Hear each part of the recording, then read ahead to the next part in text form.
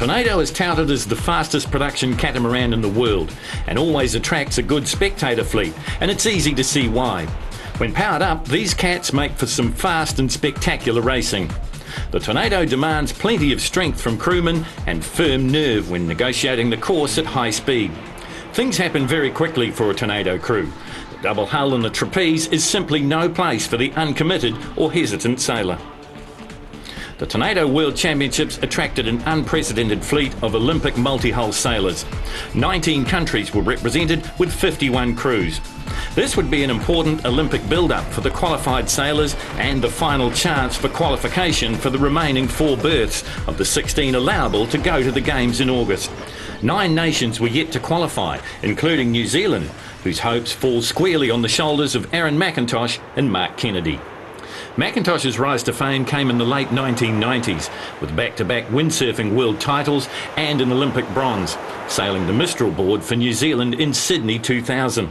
He then switched to Tornado in 2003 and will look to qualify for what will be the last time Tornadoes will be seen at the Olympic Games. Olympic gold medalist Bruce Kendall made his debut in the Tornado in 2006. He will helm with Blair Tuke as crew.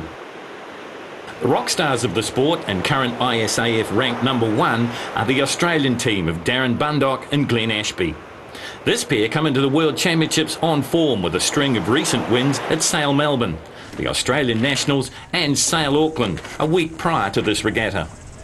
Bundock and Ashby have set the standard for the 2008 Olympics, proving their mettle in all weather conditions. Coach Mike Fletcher has his team focused on a top podium finish here at the Worlds, keeping his country firmly on course for gold in China. Current world champions Fernando Ishavi and Anton Paz of Spain will defend the title they won in Portugal in 2007. Like many of the Olympic qualified crews, the Spaniards will look to peak their form in August and use this regatta as a major event in their Olympic build-up program.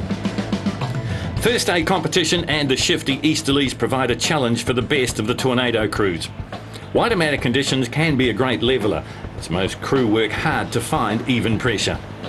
By mid-regatta, the winners of the shifty wind battle were the French pair of Jan Guichard and Alexandre Gabler, who took line honours over the Australians Bundock and Ashby on the start of day 2. Table positions were like snakes and ladders, with the German team of Roland Gabler and Gunnar Stuckman on top spot until the Frenchmen rocketed through in day 2. Top Canadian duo Oscar Johansson and Kevin Stittle were also impressive, and by race 7 and 8 were really hitting some great form and had begun challenging the top of the table contenders.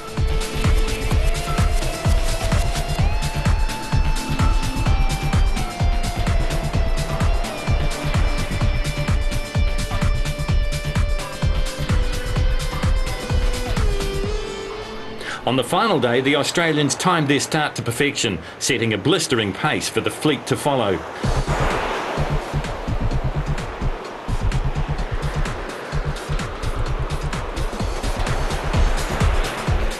The Canadians showed excellent speed, rounding the second mark, and the Australians led by just 1 length. The conditions in this second to last day of sailing had freshened, with a gusty 15 to 20 knot northeasterly, choppy seas and clear skies, and the Tornadoes took flight. Germany's Roland Gabler and Gunnar Stuckman and the American pairing of John Lovell and Charlie Ogletree followed in 3rd and 4th positions down the second leg. Down the run, and the Canadians had slipped back, and by the top mark for the second time the Australians had opened a big lead of 6 lengths over Gabler. Guichard had climbed into 3rd place. Bundock and Ashby extended to a 43-second win ahead of Gabler and Stuckman, then Lovell and Ogletree. The Dutch crew of Mitch Booth and Pim Nieuwenhuis take 4th place in the 7th race and would secure an overall position of 6th, a consistent performance for the Dutch Olympic crew. With the last day of racing cancelled due to the arrival of a cyclone, Bundock and Ashby had consolidated their lead on 34 points and were announced world champions for 2008.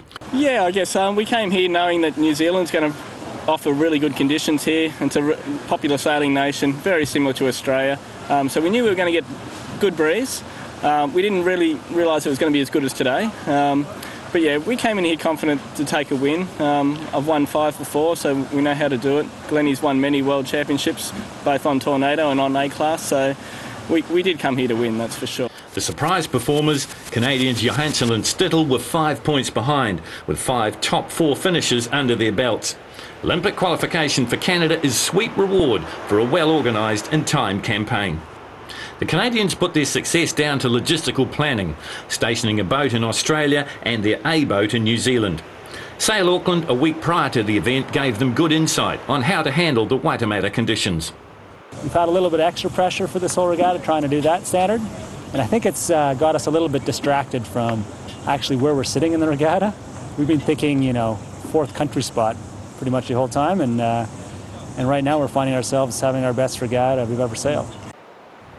The French pair hold on to their 3rd position, while Gabler and Struckman of Germany also look good with 8 top 10 finishes. McIntosh and Kennedy had knocked around in the top 10 for most of the regatta before settling in 12th place overall. We're just not as sharp and not as race fit as the other teams, and just our lack of time on the boat this season. I didn't sail a Tornado at all in 2007. Sure. And we got back into it, or at the very end of 2007, so it makes it tough against the full-time professionals that are leading the front of the fleet, but we certainly have a piece of them at times. Bundock and Ashby back up their current form with an expected world title. With the Olympics now just 4 months away, the Australians would have to feel confident on their Olympic chances, although none of these top 10 crews can be discounted on the day. One thing is for sure, in Qingdao, the team that can deliver solid results in all sailing conditions will prevail. The sight of these tornadoes at speed will be missed at the Olympic Games after 2008. It was announced by ISAF recently that one class would need to be dropped, and it was the Tornadoes that were to be sacrificed. But now there is quite a growing swell of enthusiasm to ask for it to be reopened, because they hadn't really realised how many catamaran sailors there are in the world. And I think there's a big chance that the catamaran will be reinstated for London. With the continued growth and interest in the multi-hull class, World Championships are set to become the premier international event for the Tornadoes.